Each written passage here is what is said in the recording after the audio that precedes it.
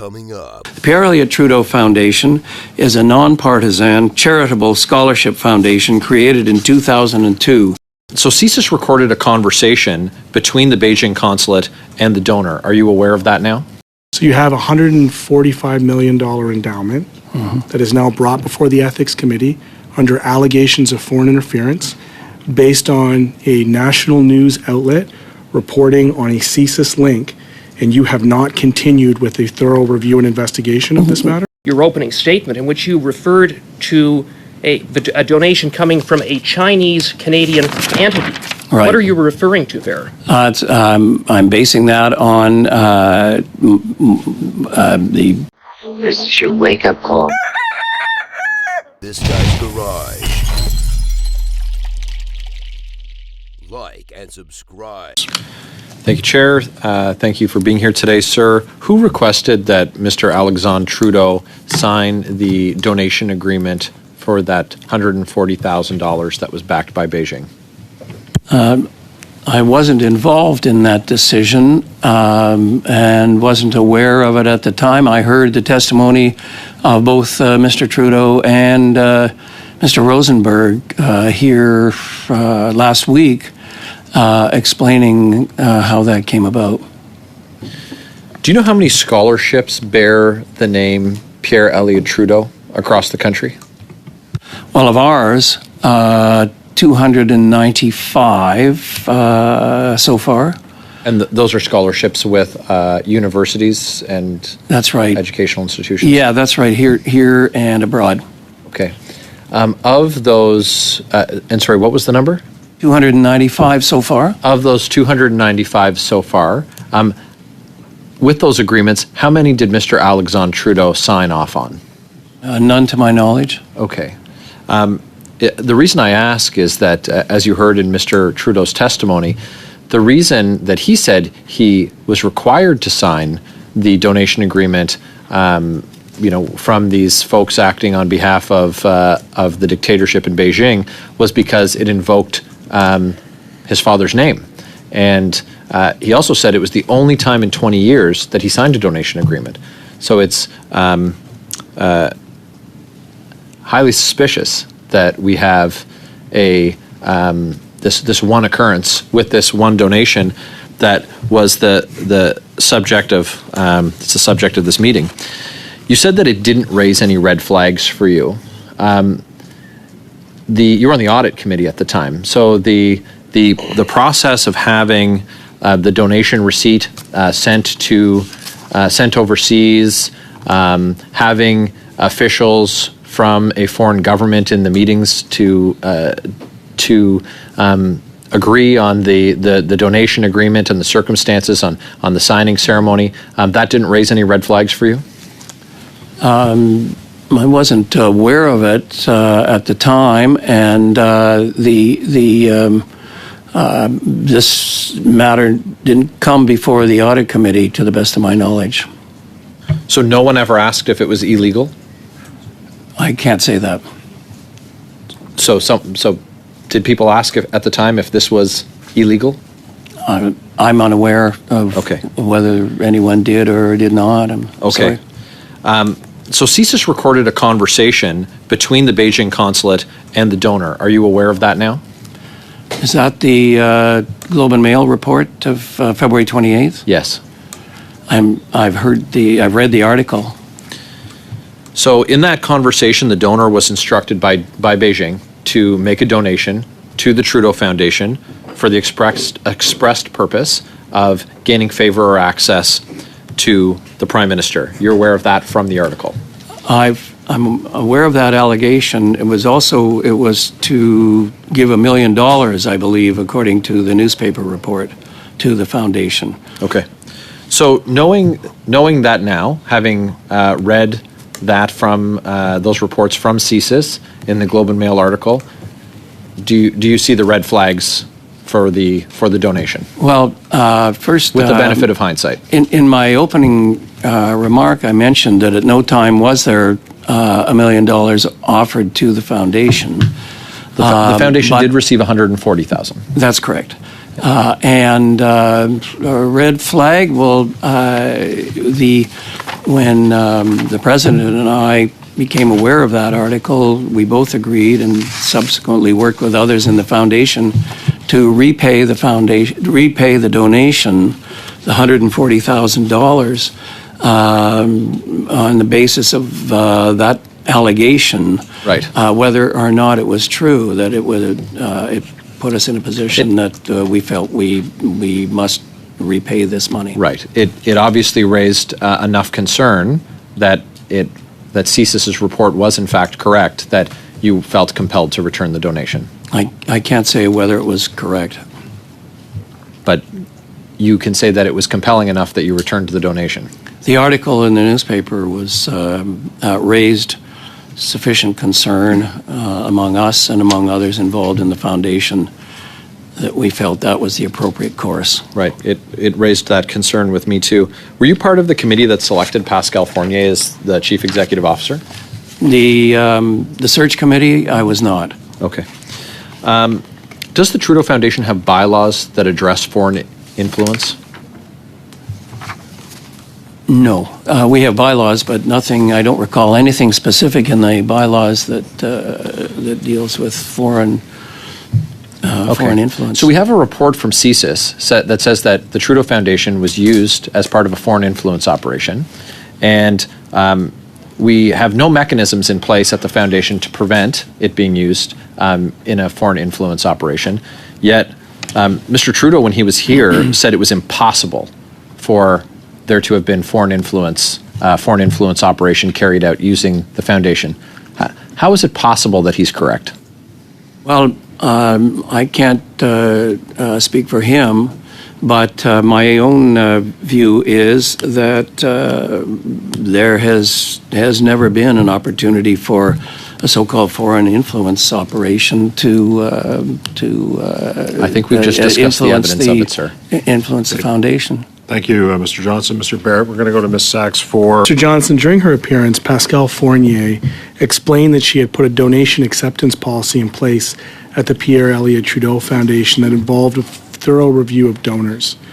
Prior to Ms. Fournier's presidency, did the foundation have a donor acceptance policy in place? We had a donations policy, I think, since 2003. Was it thorough? It was, to the best of my knowledge, it was state-of-the-art at the time. It was state-of-the-art at the time? Yeah, when it was put in place and through the period that it was in place. So while the period that it was in place, as the foundation received donations, did it require an investigation into the source of the funds?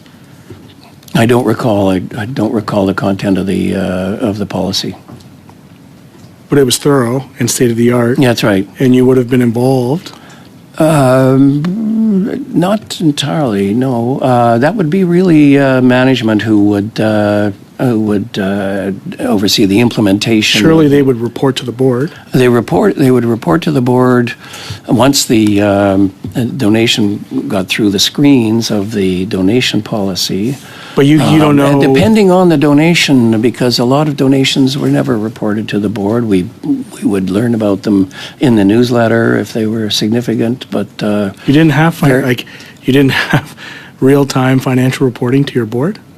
Not day by day. We were... Not day by day, but quarter by quarter. Surely, at a board meeting as sophisticated as the Pierre Elliott Trudeau Foundation, you would have reports from the staff to the board outlining donations. You would, I mean, surely your testimony today isn't that you would hear about it in newsletters. The newsletter was circulated to all the board members, but no, we were a board who met twice a year for 3 hours. Okay, so I'll accept that. But you, in your time, you had shared with me that you have a political background. You have a political experience prior. We don't have to get into that, but I think you would appreciate the nature, and I think you referenced it in your remarks. You reference political attacks, given the nature of the foundation, reputational risks to the foundation, given the namesake. Right. What policies did you have in place to safeguard the foundation from reputational risks or political attacks? I can't recall the precise wording of the donations policy of that day, but we had senior people on our staff of excellent good judgment, and that that I believe would be an important check on. Mr. Johnson, I'm going to put to you, sir, this is now the second time I've heard this line. The other one was from Mr.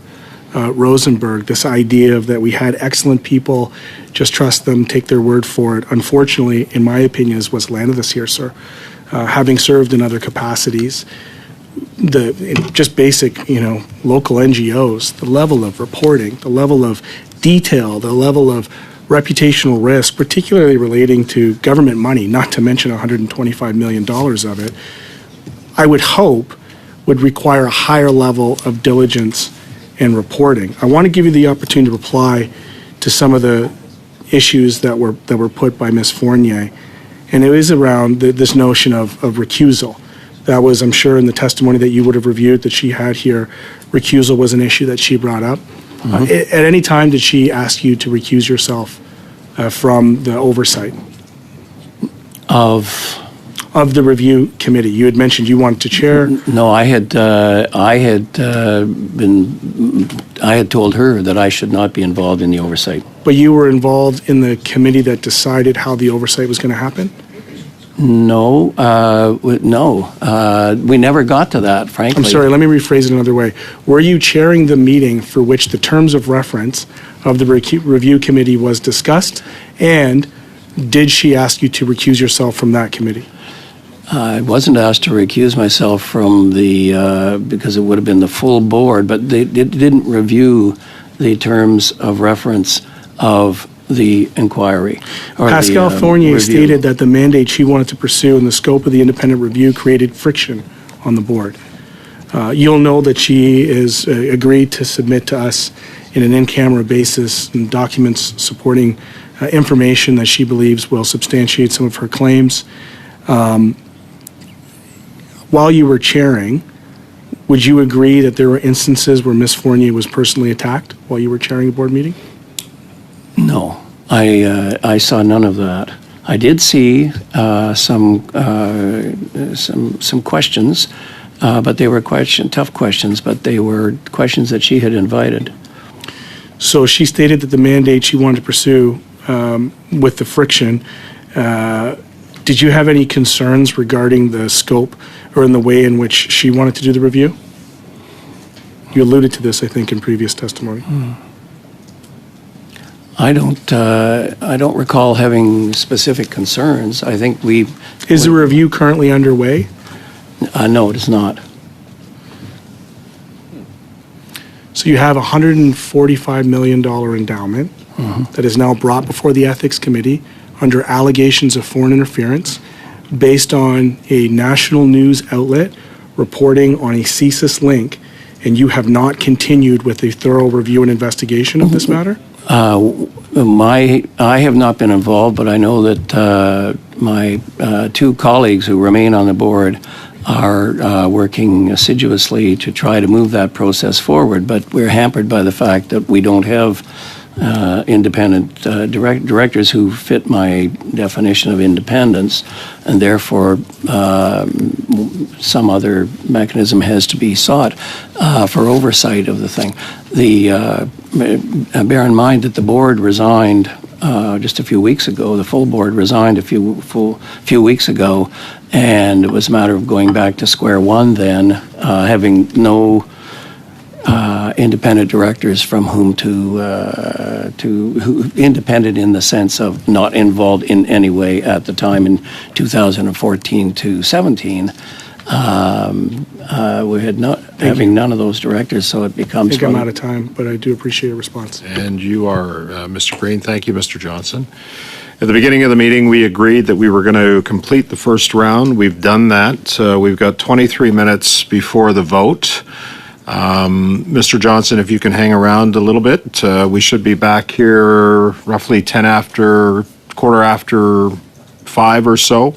We've got a hard stop, as I mentioned, at 6 o'clock. We're going to need to leave some time for in-camera committee business. So my expectation is we'll probably get through a couple of maybe 4 questions or so. We're going to start with Mr. Cooper when we get back for 5 minutes. Then we're going to go to Ms. Hepner, and then Mr. Villemure and Mr. Green after that. We're going to determine where we're at on time. Go ahead, Mr. Barrett. before we suspend? Yeah, if there was consensus, we would have time for an additional round and 7 minutes to get upstairs to the chamber. I'm okay with that. I didn't want to be so bold as to ask, but we could probably have Mr. Cooper and one more Ms. Hepner right after that. Are we good? Sure. Okay. Mr. Cooper, go ahead, sir. You've got 5 minutes. Thank you. Okay. Thank you very much, Mr. Chair, and thank you, Mr. Johnson, for appearing. So just so that I'm fully clear, there's been no progress made, no law firm, no accounting firm, nothing has happened with respect to undertaking a review. I can't speak to that because I haven't been involved. Okay. On March 1st, a check was written to return the donation. That was a day following the report in the Globe and Mail. Who was that check made out to? I don't recall. I don't know. I wasn't involved in with that check. That would have been a function of management. You have no idea who the check was made out to? I'm told it was the donor, and I have no reason to question that. Well, Mr.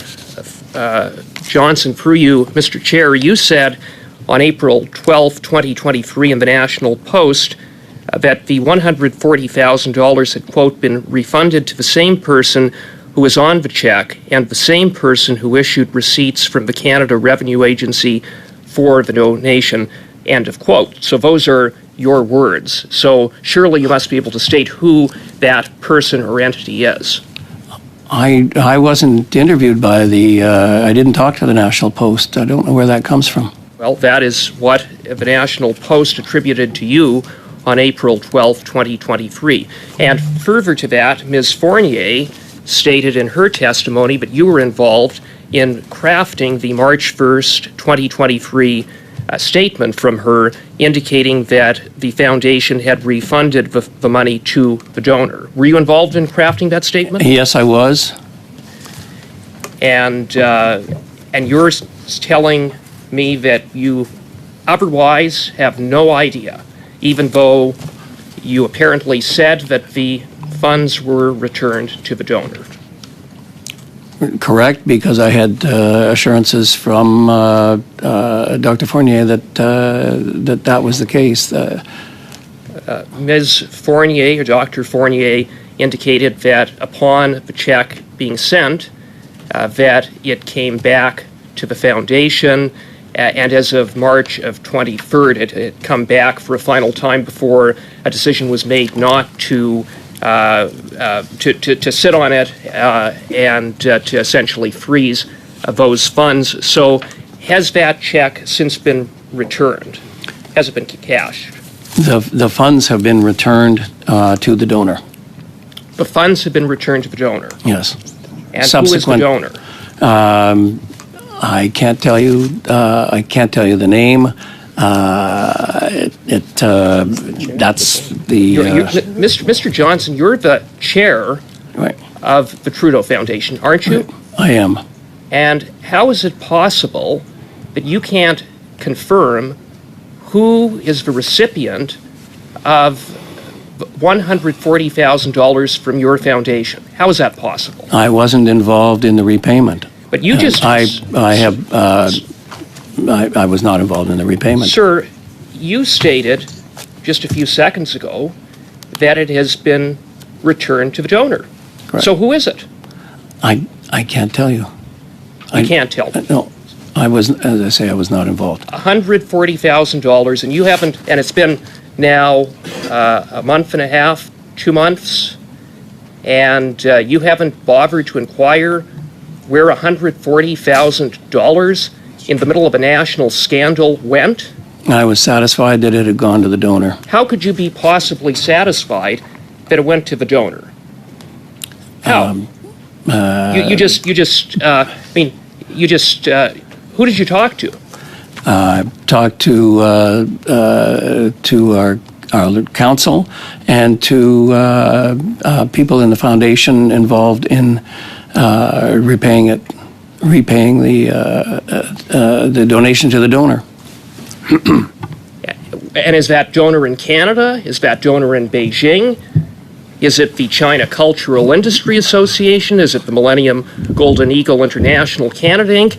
You used some very specific language in your opening statement in which you referred to a donation coming from a Chinese-Canadian entity. Right. What are you referring to there? I'm basing that on the testimony of Mr. Rosenberg and on the information that's come to me through our council and through my colleagues on the board. Thank you, Mr.